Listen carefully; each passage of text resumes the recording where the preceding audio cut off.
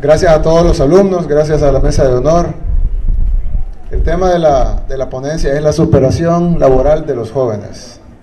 Pero si vinieron a oír consejos de cómo hacer un currículum, vinieron al conversatorio equivocado.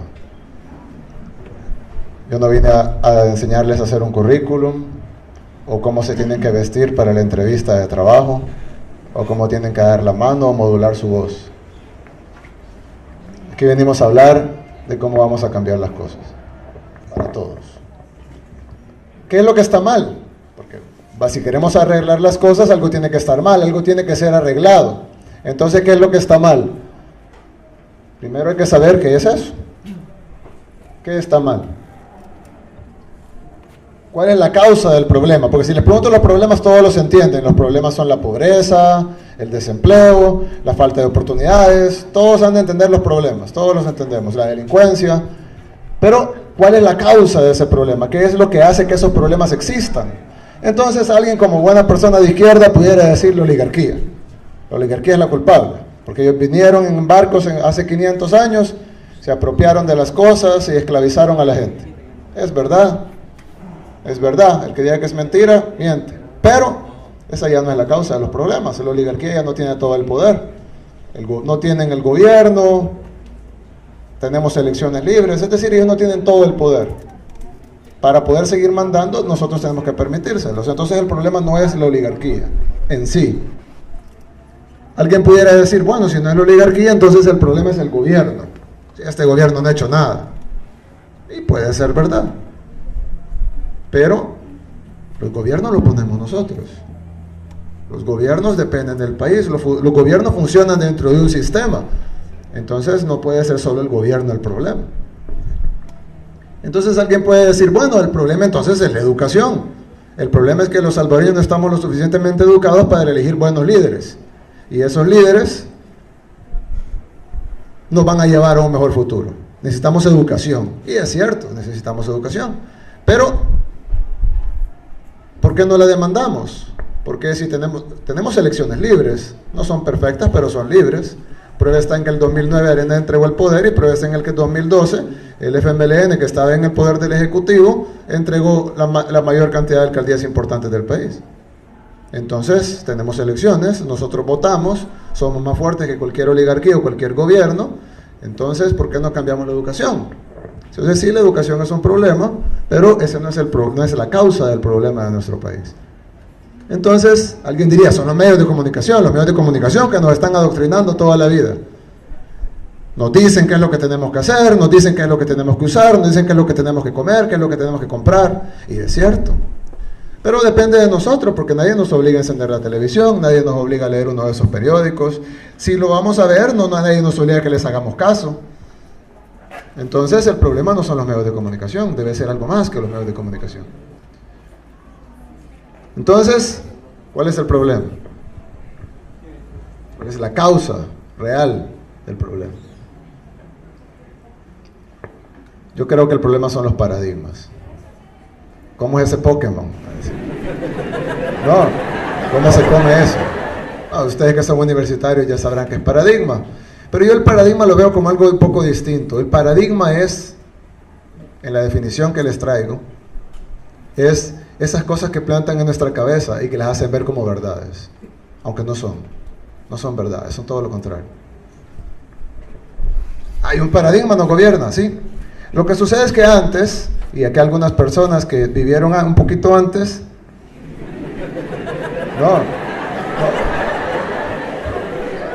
unas personas que vivieron antes nos puede decir que antes que yo les hablara de la oligarquía, salgo y desaparezco. ¿Sí? Salgo de aquí y desaparezco. Ahora podemos hablar. Es decir, ya no viene la guardia a traernos y hablamos. Ya no nos borran los votos en las urnas. Entonces, ¿cómo pueden seguir gobernándonos si ya no tienen el poder? Ya no tienen el poder, ya no tienen las armas, ya no tienen todo lo que tenían antes. ¿Cómo pueden seguir gobernándonos? Entonces inventaron una serie de paradigmas, las plantaron en nuestras cabezas, y ahora nosotros respondemos a esos paradigmas inmediatamente, instintivamente. Un paradigma, un ejemplo de paradigma. La política es mala. Bueno, aquí ya lo dijo. Bueno, se fue, pero aquí ya lo dijo. La política es mala. Entonces no se metan en ella. Como dijo un famoso político, jóvenes, no se metan en política, es mala, déjenmela a mí. Entonces lo que tenemos es un paradigma. La política es mala, por lo tanto ustedes no se metan. Bueno, ¿qué tal si cambiamos la política? ¿Qué tal si los jóvenes entran en política y en lugar de que sea política sea algo malo, lo convertimos en algo bueno? Ese debería ser el paradigma, no este. Este no es tan grave. La gente es pobre porque es perezosa. Eso yo lo he escuchado. Me decía alguien, una persona que quiero mucho, no lo voy a mencionar, pero me decía alguien, una vez estábamos leyendo el periódico, eso que se hacen llamar periódicos aquí, y decía, traen nicaragüenses y hondureños a cortar café. Nicaragüenses y hondureños. Entonces la persona que estaba leyendo la noticia me dijo, qué barbaridad, qué perezosos los salvadoreños. Tienen que traer nicaragüenses y hondureños a cortar café, porque los salvadoreños no quieren trabajar. Y entonces yo le dije, ¿y por qué no vas a cortarlo vos? No tenés trabajo. Te pagarían $95 al mes, libres, por trabajar de sol a sol. ¿Por qué no lo haces tú? No, yo no lo voy a hacer. Bueno, ellos tampoco. Es que el problema no es que sea perezoso. De todos modos, aunque trabaje con $95, no va a salir de la pobreza, ¿o sí? Entonces, la gente no es pobre por perezosa. Yo conozco mucha gente rica que es perezosa. Y conozco mucha gente pobre trabajadora. Hay gente trabajadora, hay gente perezosa, hay gente pobre y gente rica, pero las cuatro cosas no tienen nada que ver. Otro paradigma. Las empresas generan empleo. Ustedes ya han oído eso. Todos han escuchado, no, las empresas generan empleo. Necesitamos más empresas porque son las generadoras de empleo. Eso es mentira. Les va a demostrar así que es mentira. Imagínense que hipotéticamente hay dos restaurantes. Ponen un restaurante de hamburguesas y enfrente ponen un restaurante de pizza. Y los dos dueños deciden que van a contratar 20 empleados cada uno. Están generando inicialmente el empleo, ahí sí. 20 empleados cada uno, 20 empleados para trabajar en el restaurante de hamburguesas y 20 empleados para trabajar en el restaurante de pizza. Pero ¿qué pasa? Digamos que la gente de San Miguel prefieren, ¿qué prefieren? ¿La pizza o la hamburguesa? Pizza. Digamos que la pizza. Y entonces van todos a comer pizza. Nadie va a comer hamburguesa. ¿Qué va a suceder con el restaurante de pizza? Crece. Y tú ya no necesita 20 empleados, necesita 40. Y luego necesitan otras sucursales, entonces ya son 80. Y luego otras sucursales son 120. Cuando tienes 5 sucursales son 200 empleados de pizza. Y nadie fue a comer al restaurante de hamburguesas. ¿Qué le va a pasar al restaurante de hamburguesas? Va a quebrar. ¿Y entonces cuántos empleados va a generar? 0. ¿Por qué? Los dos eran empresarios, los dos querían trabajar, los dos querían poner un negocio, los dos tuvieron más o menos la misma idea. ¿Por qué uno genera 200 empleos y el otro 0? Si las empresas generan empleo, los dos deberían de generar 100 empleos cada uno. ¿Por qué uno genera 200 y el otro 0? Porque el que generó los empleos no fueron ellos, fueron los consumidores. Fueron los que decidieron ir a comer pizza, en lugar de ir a comer hamburguesas. Ahí queda demostrado que los 200 empleos, probablemente los 20 empleos iniciales sí los generó el empresario. Pero los 200 empleos que continuaron, que se quedaron al final, lo crearon los consumidores. Y los 20 empleos que se perdieron al restaurante de hamburguesas, los mataron los consumidores. Entonces las empresas no generan empleo, las generan los consumidores. Es bien fácil de explicar. Sin embargo, vemos los periódicos, escuchamos a los tanques de pensamiento, a los analistas. No, las empresas generan empleo. Y nadie los contradice, porque es un paradigma. Lo tomamos como una realidad, aunque no es real. Necesitamos incentivos fiscales. Las empresas no vienen a invertir porque pagan muchos impuestos aquí en El Salvador. Necesitamos bajar impuestos para generar incentivos fiscales y que las empresas vengan e inviertan en nuestro país. ¿Suena bien? Bien. La contradicción es que los países con impuestos más altos en el mundo son los de más alta inversión extranjera. Y los países, por ejemplo, en Europa, en Japón, en Estados Unidos, los impuestos son muchísimo más altos que en El Salvador. Y hay más inversión. Y países que tienen menos impuestos que El Salvador, como algunos países de África o Haití, no tienen empresas. Entonces uno diría, bueno, ¿y qué pasa? Bajo esa teoría, Haití y los países de África que no tienen impuestos o que tienen impuestos bajos, deberían de estar llenos de empresas. Y países con impuestos altos como Japón no deberían de tener ninguna empresa. Los empresarios no invierten a donde es más barato. Si no, el municipio de Chirilagua tuviera la mayor cantidad de empresas. Los empresarios invierten donde es más rentable. Por eso es que San Salvador, el municipio con impuestos más altos del país, es el que tiene más inversión. Porque es más rentable invertir en San Salvador que invertir en Chirilagua. Entonces la realidad es que no tenemos que ser los más baratos. Además siempre va a haber alguien que nos va a ganar en barato. Siempre va a haber una maquila en Bangladesh que esté dispuesta a hacer más barato las cosas que nosotros. La clave es ser competitivo, pero para ser competitivo debemos de ser rentable. Debemos tener una población educada y un consumidor fuerte para que haya gente para trabajar en las empresas y haya consumidores que compren los productos. Entonces no es cierto que necesitamos incentivos fiscales. Ya he escuchado el despilfarro. Dicen, es que nuestro gobierno despilfarra el dinero. Miren, el presupuesto de la Universidad de Harvard, una universidad, es igual al de todo El Salvador. Igualito. Lo que ellos gastan en una universidad, aquí que estamos en la Universidad de El Salvador, lo que Harvard gasta en una universidad incluye todo el gobierno de El Salvador, todos los ministerios, la policía, la Fuerza Armada, todas las escuelas, esta universidad, todos los hospitales, todas las embajadas en el mundo, la Asamblea Legislativa, la Corte Suprema de Justicia, todos los juzgados, todos los programas sociales, todas las obras de infraestructura, construcción de calles, todo el gobierno, todos los decenas de miles de empleados del gobierno, todo el gobierno de El Salvador se sostiene con el mismo presupuesto que la Universidad de Harvard. Entonces, si algo necesita nuestro país es más despilfarro. Necesitamos invertir más en el país. Eso no exime de responsabilidad de los funcionarios corruptos. A los funcionarios corruptos metamos los presos.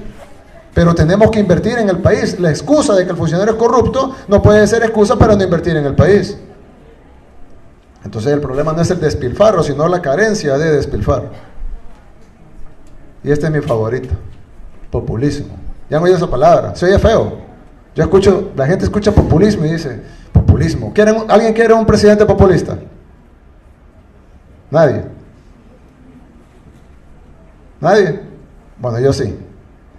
Yo les quiero pedir, después, cuando salgan de aquí, que agarren un diccionario y que busquen la definición de la palabra populismo.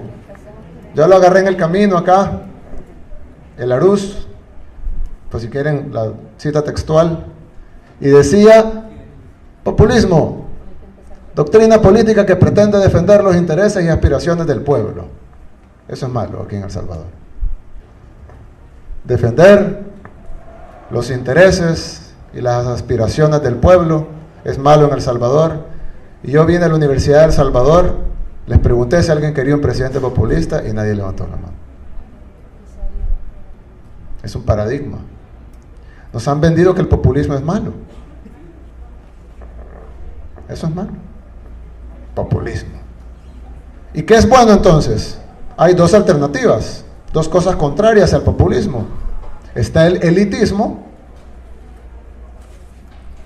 que es la selección de la élite sacada de la masa y trabajar para ellos, o, estoy seguro que nadie está de acuerdo con el elitismo, o el individualismo, que es un poco más noble que el elitismo, pero igual yo prefiero el populismo que el individualismo. Incluso en deportes, para los que les gusta el fútbol, saben que el individualismo no funciona. Así que yo me quedo con el populismo. ¿Por qué les digo todo esto? Porque todos los problemas de nuestro país se sostienen en causas, como les dije, la oligarquía, los medios de comunicación, el gobierno, los políticos. Pero todas esas causas existen en pilares, se sostienen sobre pilares, y esos pilares son los paradigmas. Los paradigmas con los que nos han llenado la cabeza y nos han hecho creer cosas que no son ciertas. Nos han hecho creer que esto es malo y que esto es bueno, y generalmente es todo lo contrario. Entonces nosotros estamos en una jaula. Los barrotes son los paradigmas, pero nosotros tenemos la llave.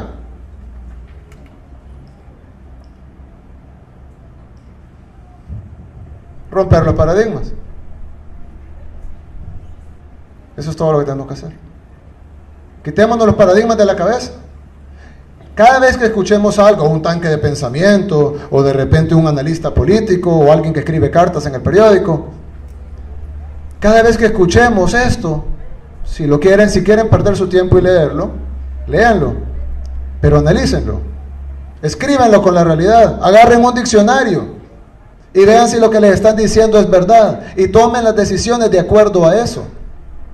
Si nosotros empezamos a tomar las decisiones de acuerdo a la realidad, no a paradigmas, entonces vamos a poder exigir educación, vamos a poder exigir un presupuesto decente para la universidad, vamos a poder exigir oportunidades, vamos a poder hacer las políticas correctas para que existan esas oportunidades.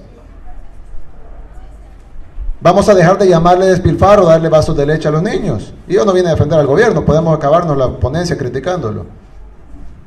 Pero no critiquemos lo bueno, critiquemos lo malo. Yo criticaría, por ejemplo, que el presupuesto de la Universidad de El Salvador es muy pequeño. Yo criticaría, por ejemplo, que el presupuesto de educación es muy pequeño. No que es muy grande. Quitemos los uniformes porque así podemos pagar la calidad educativa. ¿Y por qué no podemos hacer las dos? Es más, les voy a dar una idea. Con los 1.100 millones de evasión fiscal que hacen los ricos en el país, podemos pagar uniformes, calidad educativa, hospitales, salud. Construimos un hospital en cada municipio del país y nos sobra dinero. Ahí es donde tenemos que estar discutiendo. No en los uniformes, en los zapatos y el vaso de leche. Pero todo esto, nos podemos tirar media hora hablando de uniformes y zapatos y vasos de leche. Pero ese no es el problema, esa es la consecuencia de los paradigmas. Entonces, ya que aquí la mayoría son jóvenes, quitémonos los paradigmas, no los aceptemos. Cuando escuchemos algo, critiquémoslo, evaluémoslo 2 veces, preguntémonos por qué. Y entonces vamos a poder cambiar nuestro país. Muchas gracias.